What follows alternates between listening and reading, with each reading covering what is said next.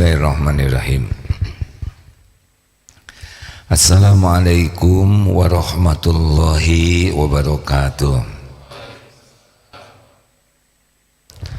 Alhamdulillahi rabbil alamin. Segala puja dan puji hanya milik Allah, sempurna. Tidak ada satupun makhluk yang dipuji kecuali pujian itu pasti harusnya kembali ke Allah. Kalau seseorang dipuji karena pintar, maka yang membuat pintar adalah Allah. Kalau seseorang dipuji karena kaya, sesungguhnya kekayaan milik Allah. Kalau seseorang dipuji karena apapun yang dia miliki, sesungguhnya semua yang dimiliki adalah milik Allah. Alhamdulillahi rabbil alamin. Segala puji, puja hanya milik Allah. Allahumma salli ala Sayyidina Muhammad wa ala alihi wa ashabihi ajma'in. Hadirin, ini hidup ini kalau pakai rumus lebih mudah. Benar? Kalau bahasa sederhananya SOP. Setiap kali mendengar hidup di dunia, langsung kita ingat 3 hal. 1, dunia ini hanya mampir. Ingat surat Al-Anbiya ayat 35, A'udzubillahi minasyaitonirrajim, kullun nafsin dha'iqatul maut. Pokoknya kalau sudah ingat hidup di dunia, kita ini cuma mampir. Dunia ini mampir, hanya mampir. Ini adik-adik dari mana nak? Al-Azhar mana? Solo. Masya Allah. Kulo ngaturaken matur suwun sangat. Inggih. Iya. Maaf ya, kulo batok.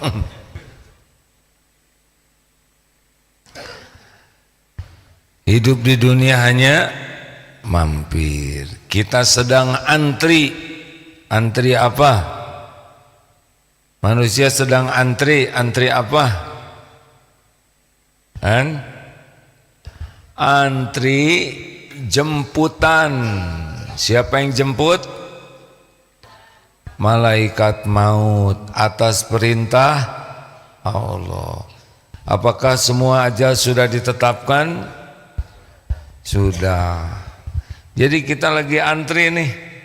Tidak ada satupun di antara kita dimanapun, kullu nafsin dha'iqatul maut. Setiap yang bernyawa pasti merasakan maut.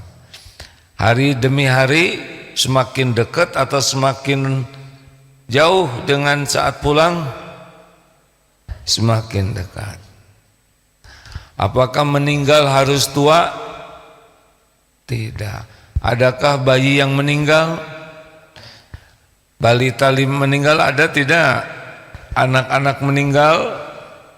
Remaja meninggal ada? Ada tidak? Darut Tauhid,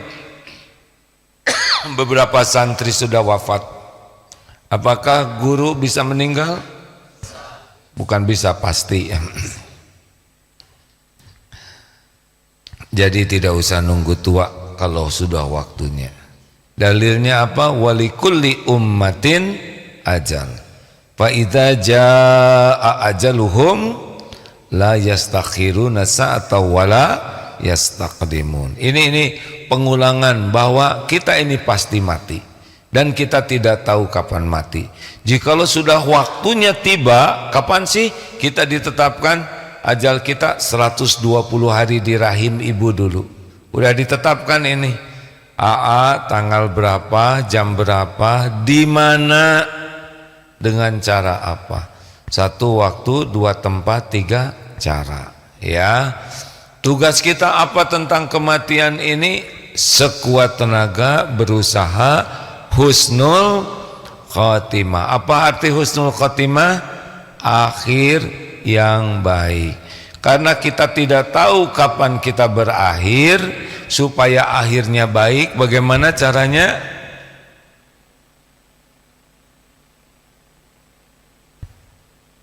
Siapa itu jawaban? Ada suara tapi nggak ada wujud. Supaya akhirnya baik, karena kita tidak tahu kapan akan meninggal, maka usahakan setiap saat jadi orang baik, berpikir baik, berkata baik, berbuat baik, berhati. Dah gitu aja. Jadi itu rumus kalau ingin husnul khotimah, jadi orang baik setiap saat. Apapun yang terjadi di dunia ini, konsisten saja. Wa ahsinu innallaha yuhibbul muhsinin. Jelas? Jadi ingat, apakah ulang tahun bisa perayaan apa ulang tahun? Ulang tahun itu perayaan apa? Perayaan umur berkurang. Jadi lagunya tuh hampir mati, hampir mati. Makanya nggak perlulah perayaan ulang tahun. Nggak enak ya kan? Menuju kematian dirayakan. Kalaupun mau, saya anjurkan, bukan anjuran ini ya, kalau mau mengingat umur, ayo jangan di restoran tapi di pekuburan ya. Nanti saya pas nih mau ulang tahun, ayo kita ke kuburan gitu. Juga kalau mau kumpul-kumpul ya usahakan pakai kain kafan lah begitu ya. Jadi agak horor.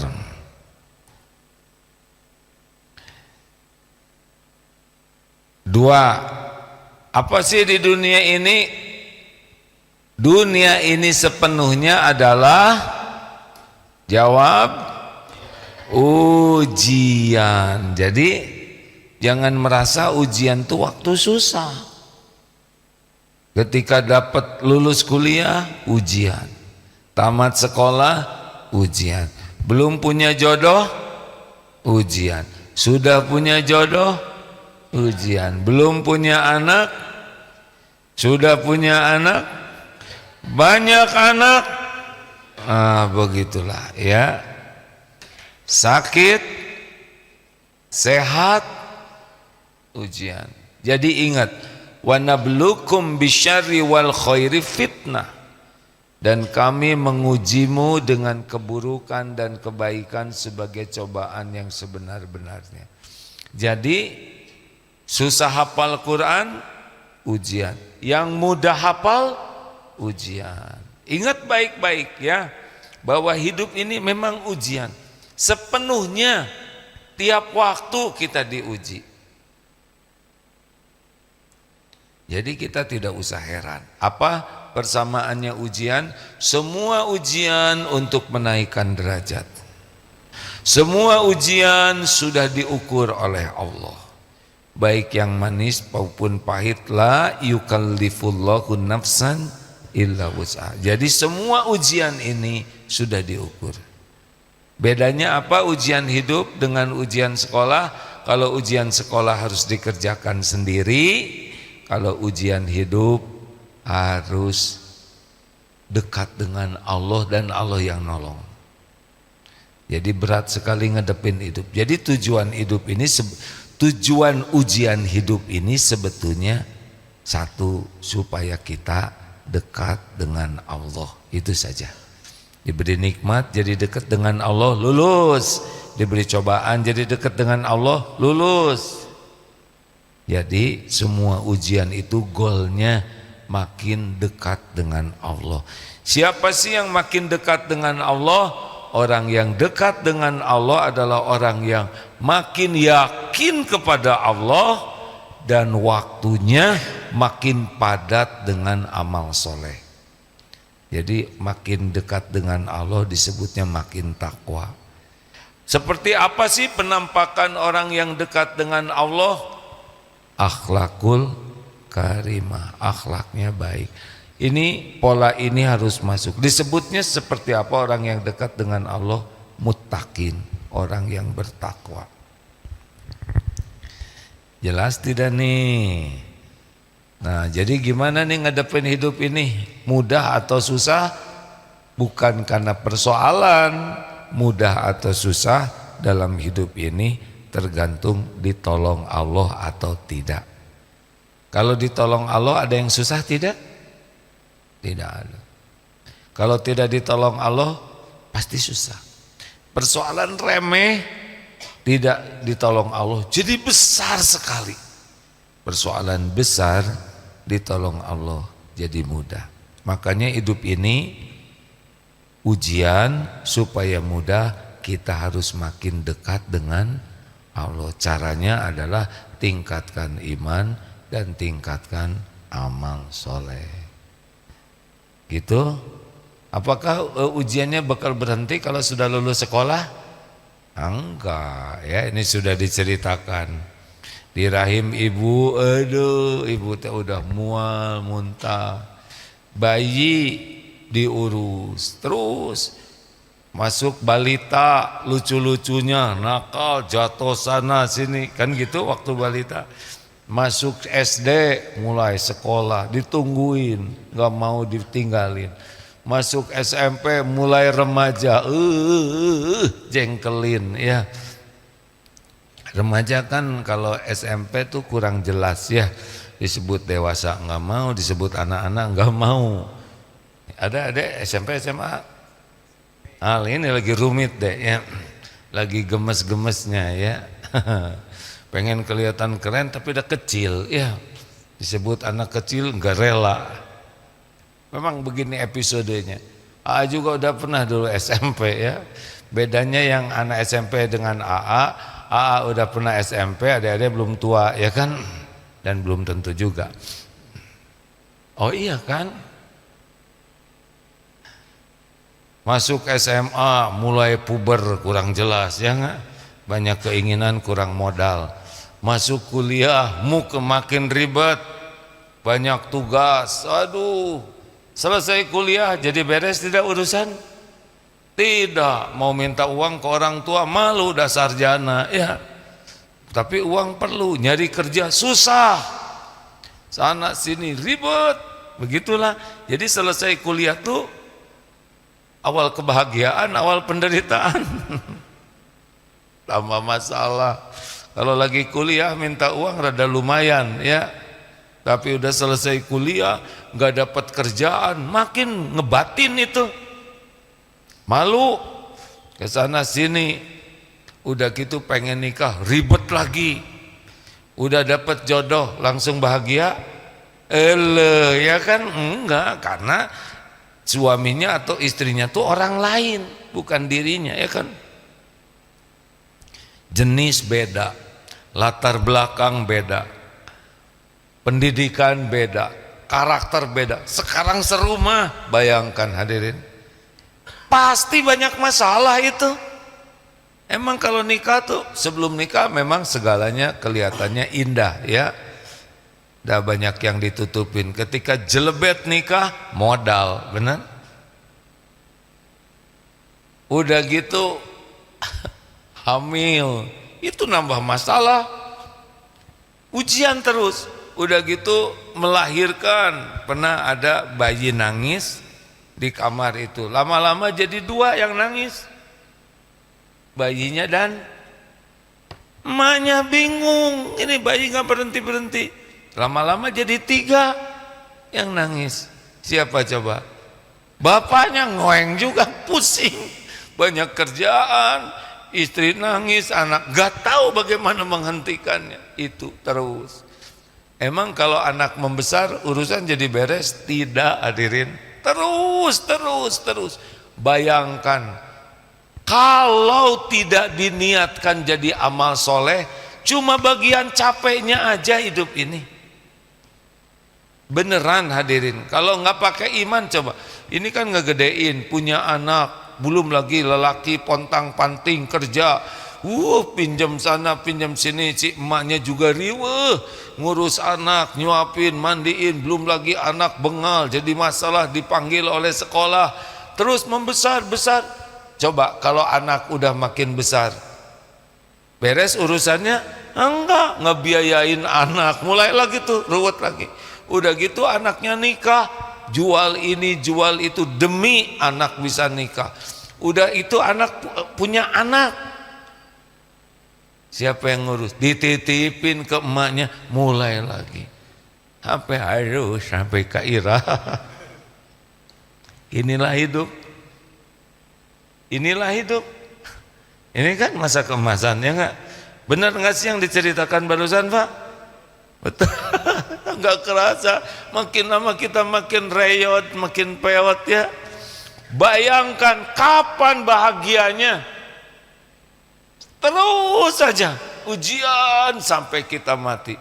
Bahagianya kalau kita menyikapi ujian dengan cara yang disukai Allah.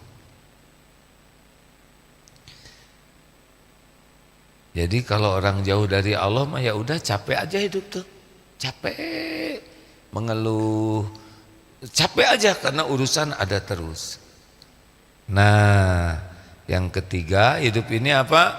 Wa ilaina turja'un. Ingat ada akhirat. Makanya orang-orang yang yakin ada perhitungan akhirat, enggak berat ujian ini. Berat ujian ini kalau dunia, contoh ya, ngedidik anak. Kalau hanya ingin anak balas budi, belum tentu anak balas budi, betul tidak? Belum tentu senyum, belum tentu nyapa, belum tentu hormat ke orang tua. Sakit atau orang tua udah hamil, melahirkan, mempertaruhkan nyawa, siang malam dijaga. Remaja jadi sombong, jadi judes, kata-katanya nyakitin. Kalau tidak ingat pahala akhirat, itu sakitnya nggak ada habisnya. Tapi kalau ingat pahala akhirat, ya Allah, ampun. Semua anak-anak begini karena dosa saya belum jadi ibu yang baik, belum jadi bapak yang baik. Jadinya ingat, oh ini berpahala. Kalau saya sabar ada ganjarannya. Kalau enggak ingat perhitungan akhirat, hanya sibuk dengan dunia, capek. Makanya ingat wa ilaina turja'un. Ingat dunia nunggu mati, seluruhnya ujian dan semuanya nanti ada penilaiannya di sisi Allah. Kalau enggak ingat ada penilaian akhirat, balasan akhirat, ujian ini berat. Karena tidak selalu cocok dengan keinginan di dunia ini. Ya kan? Ingin banyak uang, yang terjadi banyak cicilan, ya. Ingin mudah, naksir sama si itu, kita mau sama dia, ternyata dia mau muntah. Kan beda-beda. Oh serius? Kalau hidup ini semuanya cocok, menarik enggak? Tebak. Jawab adik-adik. Kalau hidup ini semuanya cocok dengan keinginan, kira-kira menarik enggak hidup ini? Kacau. Coba misalkan ada seorang akhwat, ini ikhwan pada seneng nih sama akhwat ini, ada sekitar 500 orang pengen jadi suaminya dan terkabul. Coba ingat, bisa pejet itu. Benar, semua orang pengen kaya, kemudian diijabah, udah ini kan pasti pengen banyak uang, terjadi saja dikasih banyak uang, urusan beres tidak? Itu sampah numpuk di jalan, gak ada yang mau jadi tukang sampah. Mau ngapain banyak uang jadi tukang sampah? Sekolah gak ada guru, semuanya mau bikin kampus. Karyawan, bos lagi apa? Lagi ngetik. Mana karyawan? Gak ada, semuanya keluar mau bikin perusahaan. Tentara, serbu, kata komandan, serbu aja sendiri, ya gak? Kata prajurit, kami udah kaya, ngapain serbu-serbuan? Nggak ada pembantu, nggak ada, berantakan. Ini mau sehat? Adik-adik mau sehat semua? Kalau terkabul semuanya sehat, apa yang terjadi? Jawab. Dokter saling menyuntik, betul tidak? Habis kesiapan, nggak ada pasien. Rumah sakit sepi, nggak ada pasien. Apotek tutup, pabrik obat bangkrut, fakultas kedokteran nggak ada mahasiswanya, kan?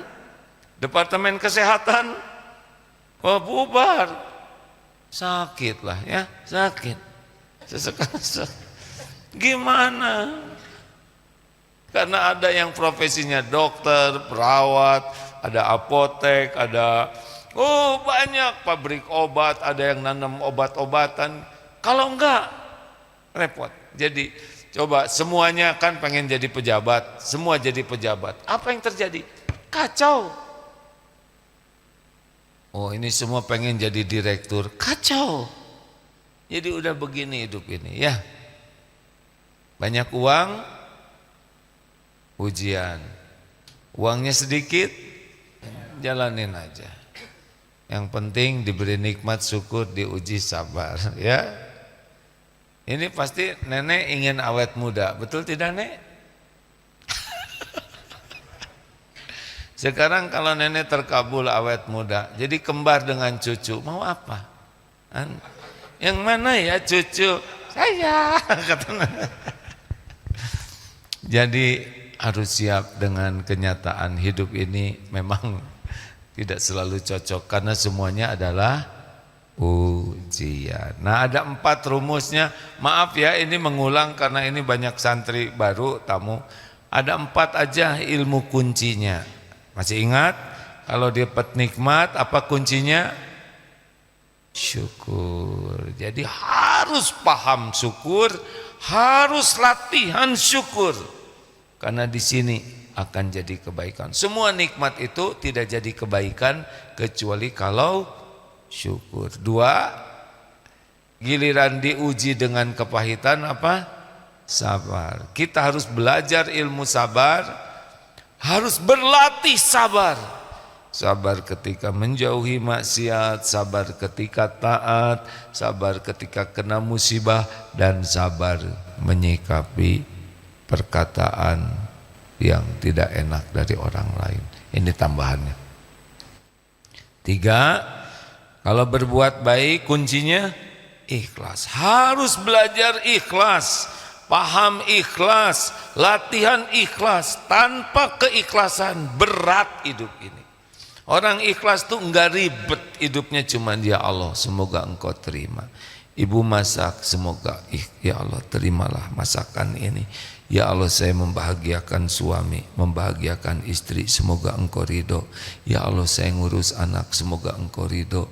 Saya memuliakan tamu, semoga engkau ridho. Ya Allah saya silaturahim, semoga engkau ridho. Ya Allah saya belajar, semoga engkau ridho. Gitu aja. Udah enggak ribet dengan penilaian orang, enggak ribet dengan pujian, tidak ribet dengan penghargaan, tidak ribet, udah selesai. Udah selesai. Nah, orang ikhlas mah pikirannya mah Allah nerima pahala akhirat. Izin, udah tersambung dengan Ustadz Miftah. Oh ya, makasih. Sudah tersambung? Beliau sudah mulai acara? Sudah. Oh ya, terima kasih. Kawan-kawan bagi yang akan menyimak pelajaran dari Pak Kiai Miftah Farid, silakan simak di MQFM 102,7 Bandung. Ini acara kita ini hampir berbagai platform media sosial ya, ada ngik-ngok, ada gitu ya. Karena kalau disebut nama yang lain bisa diblokir, jadi dimodifikasinya begitulah ya. Silahkan di aja ditonton maksudnya. Sampai di mana nih? Dan yang keempat, kita pasti bikin salah. Kuncinya apa yang keempat? Bukan tobat. Segera tobat. Ada satu di atas tuh bintang kelas. Benar, segera tobat. Jangan dilambat-lambat. Wasari'u ila magfiratim mir rabbikum wa jannatin arduwas samawati wal ardu uiddat lil muttaqin. Bersegeralah kepada ampunanmu dan sorga yang luasnya seluas langit yang bumi, yang disediakan bagi orang yang bertakwa. segera tobat, segera tobat. Kalau orang segera tobat biasanya nanti mudah sedekah, mudah menahan marah, mudah memaafkan dan mudah berbuat baik. Ayat selanjutnya tadi Ali Imran 133, 134-nya begitu. Maaf, ini kembali pengulangan supaya kita tidak lupa rumusnya seperti itu. Ada rumus lain dalam hidup, ada. Al-Isra ayat 7. In ahsantum li anfusikum wa in asatum falaha. Jika kamu berbuat baik, kebaikan itu untuk dirimu sendiri. Jika kamu berbuat buruk, untuk dirimu sendiri. Jadi kita harus sadar betul, kalau kita nolong orang, yang untung siapa? Jawab, diri sendiri kalau ikhlas. Kalau kita mengucapkan salam, yang untung siapa?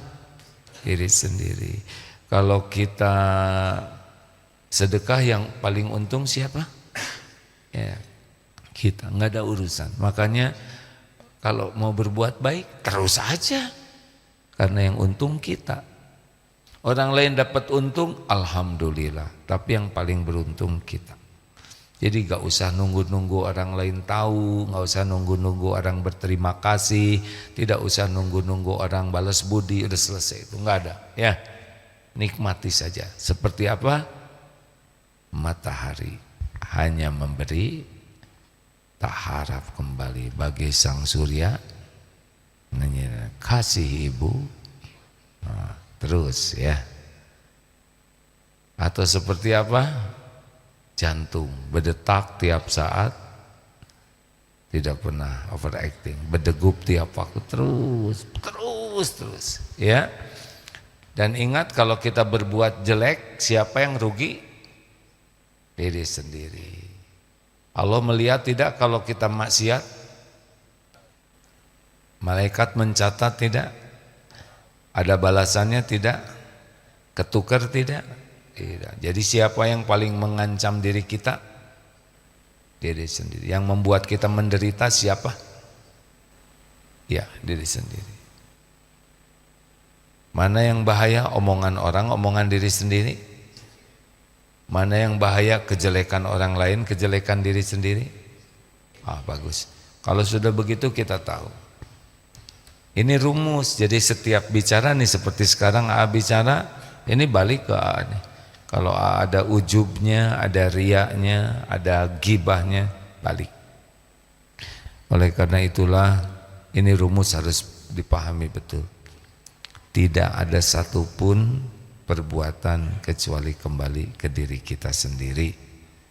Jadi siapa yang bertanggung jawab agar kita bisa bahagia dan selamat? Nah, siapa yang membuat kita sengsara dan celaka? Bagus. Kalau ini kepegang, maka kita udah nggak ribet hidup ini. Dimanapun, kapanpun berusaha baik. Walaupun orang lain kurang baik ke kita, kita mah baik aja terus. Udah kembali ke kita. Fa may ya'mal mithqala dzarratin khairan yarah wa may ya'mal mithqala dzarratin syarran. Semuanya ada balasannya. Kita akan lihat. Sekecil apapun. Kenapa jadi pada melongo gini? Ya, ada pertanyaan, silakan. Ini pengulangan tapi diulang-ulang sengaja supaya kita tahu bahwa kalau kita sengsara. Gimana kalau kita benar? Kalau kita benar sampai ke lubuk hati, Allah tahu. Kita akan diberikan sakinah, tenang. Niat benar, berkata benar, berbuat benar, di sini tenang. Tenang, kenapa tenang? Karena Allah menurunkan sakinah. Kalau kita berbuat salah, nanti oleh Allah dikasih gelisah hati kita. Ada pertanyaan, silakan.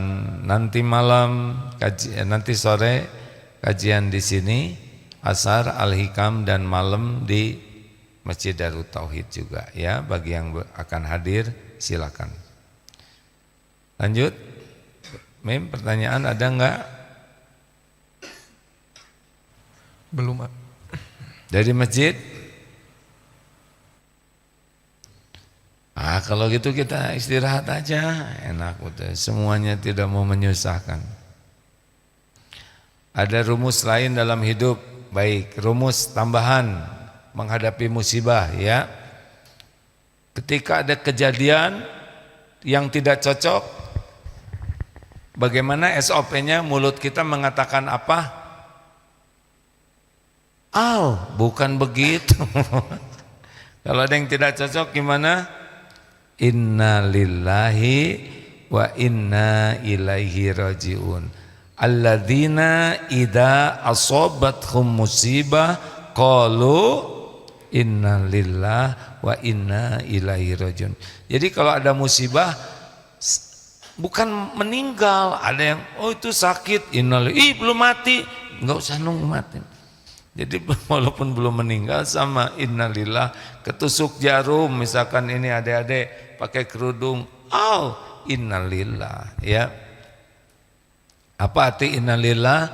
Sesungguhnya kami ini milik Allah. Jadi tidak boleh merasa memiliki dan tidak boleh merasa dimiliki, kecuali semuanya milik Allah. Tidak ada yang punya ya. Jadi sesuka Allah lah, mau diapain aja.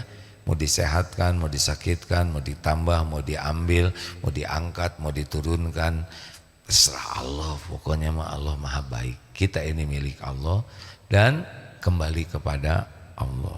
Perkataan apa lagi kalau kena musibah? Qaddarullah wa ma syaa fa'al. Ini kalau ada apa-apa harus mengatakan ini sudah takdir Allah. Jadi kalau udah terjadi, ini udah terima. Bagaimana sesudah kita tahu ini takdir Allah? Ma asaba min musibatin illa biiznillah. At-Taghabun ayat 11. Pokoknya kejadian apapun ini izin Allah. Lalu apa SOP-nya?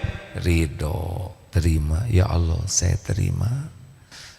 Sakit saya terima, dihina saya terima, kehilangan saya terima, dimarahin orang saya terima. Ya Allah, episode ini karena izin Allah harus diterima. Apalagi izin Allah, ridho, kemudian istighfar. Ya Allah, ini karena dosa saya, ampun. Yang ini At-Taghabun ayat 11, ridho, kemudian Asy-Syura ayat 30, ampun ya Allah, ampun. Jangan mencari kambing hitam. Orang nyopet, nyakitin, menghina, marahin kita dan sebagainya, itu cuman alat dari Allah sampainya ujian ke kita ya. Obatnya adalah istighfar. Astagfirullah, ampun ya Allah, ampun. Tadi saya banyak bicara, aduh astagfirullah. Tadi kata-kata saya sia-sia, astagfirullah. Cari dosa. Pokoknya kalau ada apa-apa, tobat. Udah tobat apa? Syukur. Kenapa syukur? Ini rumusnya ya. Kalau ada kejadian, ini terjadi izin Allah, terima takdir, tobat, syukur. Kenapa syukur? Karena banyak. Contoh sakit gigi, jangan hanya ke gigi aja. Hidung sehat, mata sehat, badan sehat. Alhamdulillah. Jadi sambil kita istighfar, sambil syukuri nikmat lainnya. Misalkan lagi dimarah oleh suami misal, alhamdulillah, yang sakitnya dengan istighfar, tapi syukurlah masih punya suami ya, tapi marah-marah terus, berarti hidup ya kan. Apalagi baru sempurnakan ikhtiar, solusinya gimana, dan doa. Ikhtiar dan doa satu paket, selebihnya pasrahkan. Ini ngebayangkan di Palestina ya, sekarang katanya mau diambil alih oleh Entrum, kemudian ini mau nyerbu. Kalau yakin ke Allah pasti baca ayat ini. Saya yakin orang Palestina yang kuat iman pasti mengucapkan ayat ini, At-Taubah ayat 51. Qul la yusibana illa ma kataballahu lana huwa maulana wa 'alallahi falyatawakkalul mu'minun. Katakanlah sekali-kali tidak akan menimpa kepada kami kecuali apa yang Allah tetapkan untuk kami. Dialah Allah pelindung kami dan kepadanya lah orang-orang beriman bertawakal. Sok aja entro mau ngomong apa, nggak akan menimpa kau kepada kami kecuali apa yang sudah Allah tetapkan. Dan kalau yakin tawakal, nanti Allah memberikan takdir terbaik. Toh sudah tawakal terbunuh, ya nggak ada masalah kalau sudah waktunya, tapi jadi syuhada. Jadi kalau udah pasrahkan ke Allah, terserahlah mau diapain aja. Tapi ingat tahapannya ya. Ridho ke takdir, banyak istighfar, syukuri yang ada, sempurnakan ikhtiar dan doa, pasrahkan. SOP ini pakai, jadi kalau ada apa-apa tuh jangan, gara-gara itu, coba kalau saya, sudah terima aja. Dah, nggak ada yang nanya lagi nih. Dari medsos AA. Izin bertanya, bagaimana menghadapi pemimpin yang zolim? Apakah kita harus lawan atau diam saja? Pemimpinnya yang mana? Gini, menghadapi kebatilan ada 3. 1, kalau bisa tolak dengan tangan.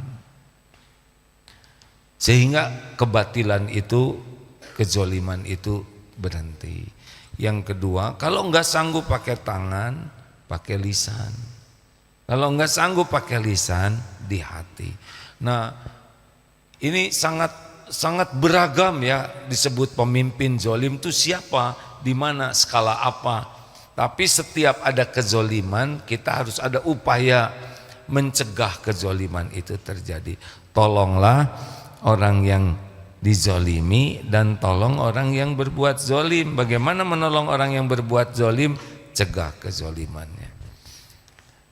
Ini ada bahasan yang harus lebih luas, tidak sesederhana jawaban ini ya, karena pemimpinnya juga skalanya macam-macam, kezolimannya juga skalanya macam-macam, sehingga solusinya juga ada skalanya. Silakan. Mana mikrofonnya, Pip, tolong. Ya. Bismillahirrahmanirrahim. Assalamualaikum warahmatullahi wabarakatuh, Ustadz. Waalaikumsalam warahmatullahi wabarakatuh. Nama saya Zahra dari Deki 118. Sebelumnya saya udah pernah nanya, tapi mau nanya lagi gitu. Jadi itu udah nanya lagi. Udah pernah dijawab. tapi beda pertanyaan gitu. Oh. Jadi di tempat saya bekerja ini tuh memang apa ya? Banyak banget case-case kayak korupsi, selingkuh seperti itu satu sama lain seperti itu ya. Nah, dan di sini tuh kayak dinormalisasikan gitu. Jadi kayak teman-teman saya juga bilang ya udah biarin aja urusan orang gitu. Padahal korupsi itu kan hal yang apa ya, parah ya Ustadz ya kalau misalkan dinormalisasikan gitu, bisa jadi karakter yang berkarat gitu ya. Nah, gimana sih Ustadz kita tuh kalau misalkan ingin bersuara, ingin speak up seperti itu, apakah kita itu salah atau disebut sebagai ngurusin hidup orang atau sebagaimana gitu. Nah, terus gimana kalau kita mau speak up tapi ternyata orang itu ngancem kita gitu. Dia berusaha untuk nyebarin aib-aib kita atau fitnah kita gitu. Terima kasih Ustadz. Wassalamualaikum warahmatullahi wabarakatuh. Sebetulnya niat nyebut kita, tapi saya gitu ya, yang kalau aib kita gimana? Saya jadi ikutan. Tapi memang pada umumnya kalau bicara suka nyebut kita tuh tidak ada niat untuk ngajak yang lain ya. Untung pertanyaannya rada ringan ya, aib-aib kita. Saya juga jadi stres. Tadi pertanyaannya apa? Oh, kalau kita bisa mengubah itu paling bagus. Kalau kita di sana dan jadi terbawa, harus hijrah. Ada namanya solih, dia baik. Orang tidak terganggu oleh kebaikan dia aman. Walaupun lingkungannya nggak baik, tapi orang yang baik buat dirinya sendiri itu cenderung tidak diganggu. Ada namanya muslih, dia baik dan ngajak orang lain baik. Ini pasti ada lawannya. Ketika Rasulullah belum dakwah tauhid, orang suka semua kepada Rasul. termasuk orang jahiliyah itu, karena baik sekali akhlaknya. Tapi ketika Rasulullah jadi Rasul, beliau baik dan ngajak orang lain baik, mulai ada terganggu. Konsekuensinya biasa gitu. Jangan aneh ada orang yang sebel ke kita, menghina, memfitnah, ngejatuhkan. Ya itu memang kayak gitu. Kalau mau amar ma'ruf nahi mungkar. Kalau di sana rusak, hijrah. Jangan bertahan karena rezeki, uang. Karena pindah dari sana nanti Allah ngasih juga kok rezeki. Emang harus di sana? Hah? Enggak kan? Tapi ini karir apa ya enggak? Yang harus dipertahankan tuh iman dan amal soleh. Kalau kerja di sana kita bisa ngajak orang berubah, bagus. Tapi selama di sana kita jadi terkontaminasi, iman jadi rusak, amal jadi rusak, hijrah. Nah gitu. Baik Ustadz, terima kasih. Jangan ragu ya. Dimanapun kerja tetap yang ngasih rezekinya cuma satu, Allah. Oh saya waktu itu hijrah, kemudian saya jadi nggak dapat kerjaan sehingga jual ini jual itu. Sangat boleh jadi yang dibeli itu dari uang yang kurang berkah, sehingga oleh Allah dibersihkan dulu. Nanti pada waktu titiknya tertentu dikasih lagi. Ada kok rezeki. Baik, pertanyaan selanjutnya.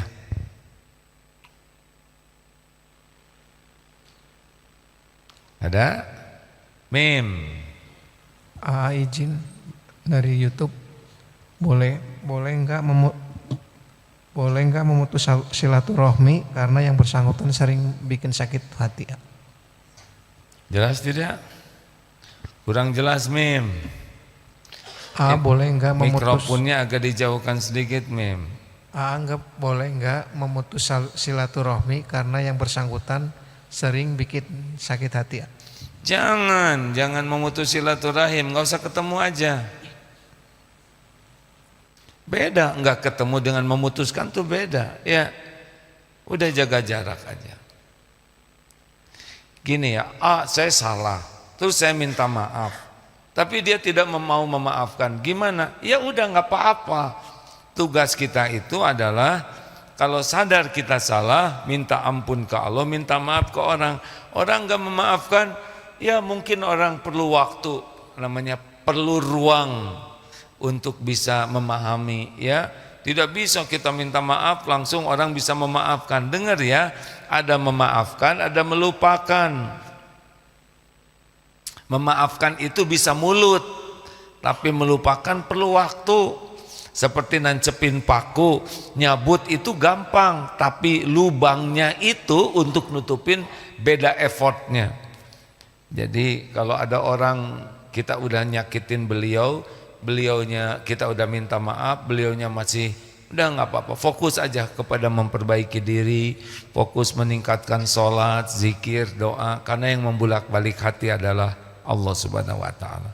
Kita nggak bisa maksa orang segera tidak jengkel, segera memaafkan, nggak bisa maksa.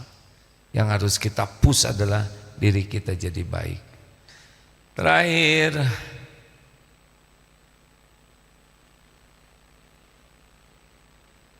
belum cek bismillah.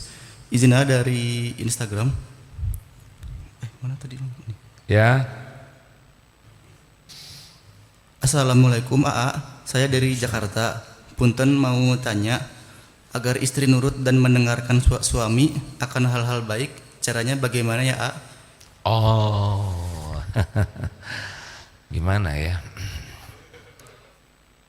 Ku anfusakum wa ahlikum naro. Tolong Ustaz bacakan ya ayyuhalladzina amanu. A'udzu billahi minasy syaithanir rajim. Ya ayyuhalladzina amanu qu anfusakum wa ahlikum nara. وقودها الناس والحجارة أعدت للكافرين. Wahai orang yang beriman, Ku anfusakum, jagalah dirimu dan keluargamu dari api neraka. Jadi ingin istri nurut itu baik. Tetapi ada tapinya. Sebelum mikir istri jadi baik, harus mikir saya baik tidak.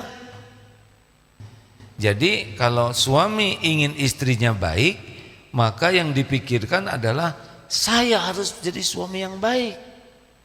Karena yang bisa membulak-balik hati istri adalah Allah. Dan Allah melihat kelakuan, ini lagi cerita kita lelaki ya. Para suami, Allah tahu nih suaminya, akhlaknya, bicaranya, ibadahnya, semangat menuntut ilmu. Jadi suami ingin istrinya jadi baik itu boleh, tapi yang lebih harus diinginkan suami adalah diri jadi baik. Saya harus jadi suami yang baik. Allah ngelihat kelakuan saya, Allah tahu isi hati saya. Berusahalah jadi suami yang baik. Apa yang ingin ada pada istri, adakan pada diri. Ingin istri sopan, kita yang sopan. Ingin istri jujur, kita yang jujur. Ingin istri tidak ngungkit-ngungkit, kita jangan ngungkit-ngungkit. Pokoknya sekuat tenaga dan lakukan ini lillahi ta'ala sebagai amal soleh. Perkara kapan ini pasangan, ini bukan istri suami ya, terserah yang mana aja. Kalau istri yang sudah sadar duluan, udah jadi istri yang soleha aja dan gak bisa ngebalik-balik hati suami. Makin ikhlas, ya Allah saya perbaiki diri saya karena Engkau sudah tahulah semuanya masalah ya. Nanti ada waktunya, bicara yang baik saja. Karena yang membuat orang bulak-balik hatinya bukan kita, tapi Allah. Kita itu tugasnya jadi orang yang takwa. Selebihnya Allah yang nolong. Doa yang banyak ya. Hing sabar kapan ya, saya sudah 10 tahun. Terus aja sabar. Terus aja. Kalau udah puncak istiqoroh, nanti Allah yang ambil keputusan. Begitu? Udah jangan kebanyakan nanya. Saya belum punya suami. Kata ini mama saya disuruh bertanya ke Agim. Minta penjelasan dari soalnya mama aku enggak suka poligami kakak. Aku belum nikah kakak, aku kasihan sama mama. Aku dipoligami sama suamiku. Ya memang tiap orang ada episode masing-masing ya. Ada yang belum punya suami, ada yang punya suami, suaminya kurang soleh. Ada yang sudah punya suami, suaminya sakit. Ada yang sudah punya suami, suaminya nikah lagi. Ada yang punya suami tapi belum punya anak. Setiap orang punya coupling takdir masing-masing. Jangan ngebanding-banding. Kata kuncinya terus deketin Allah ya. Perbaiki tahajudnya, perbaiki sholatnya, perbaiki zikirnya, jaga lisan, jaga pandangan, terus deketin Allah dengan ilmu yang benar dan diamalkan. Nanti Allah ngasih jalan keluar. Gak bisa ngebolak-balik hati orang tua ya. Emang jodoh tuh urusan kita? Enggak. Kalau urusan kita aduh pengen sama itu jebet, enggak juga ya kan. Kita ke sana, dia ke situ. Jodoh tuh rahasia Allah. Wa min ayatihi. Benar? Ada yang lumpuh dapat jodoh. Ada yang jag-jag waringkas juga belum. Karena yang menentukan jodoh itu adalah Allah. Terima kasih rekan-rekan sekalian. Kita akhiri subhanakallahumma bihamdik asyhadu alla ilaha illa anta astaghfiruka wa atubu ilaik. Assalamualaikum warahmatullahi wabarakatuh.